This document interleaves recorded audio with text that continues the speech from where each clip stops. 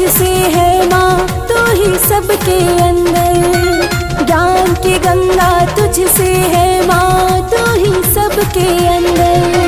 विद्यादायिनी वीणाधारिणी हंसवाहिनी माँ, विद्यादायिनी वीणाधारिणी हंसवाहिनी माँ। तेरे सहारे चलती दुनिया, तेरे सहारे चलती दुनिया, तू करुणा की सागर।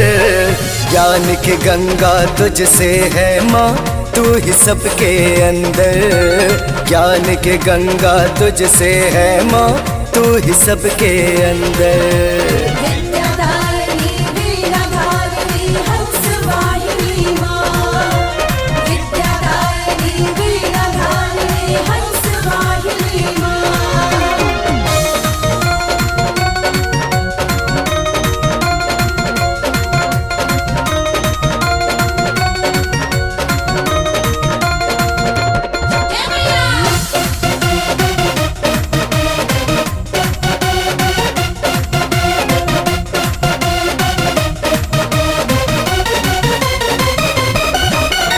इस दुनिया में नाम है उसका, जिस पे हुई माँ तेरी नजर।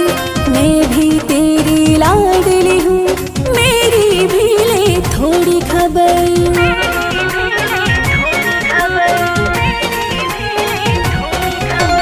इस दुनिया में नाम है उसका, जिस पे हुई माँ तेरी नजर।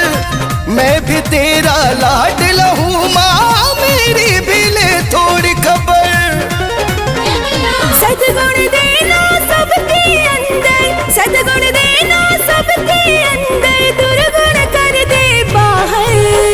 ज्ञान की गंगा तुझसे है माँ, तू ही सबके अंदर। ज्ञान की गंगा तुझसे है माँ, तू ही सबके अंदर।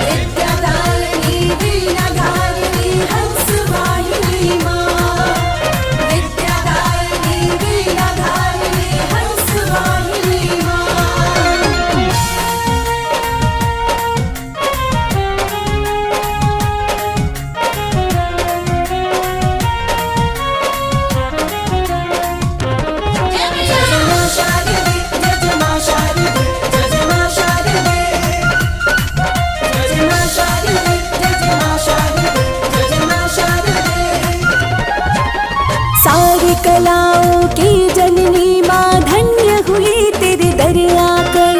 अपनी दया का हाथ तू रख दे ममता मई मेरे ऊपर।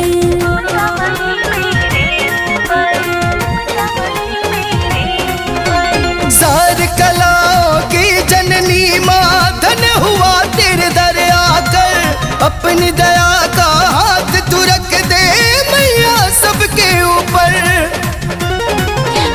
ज्ञान का मुझको दरिया बना दे, ज्ञान का मुझको दरिया बना दे।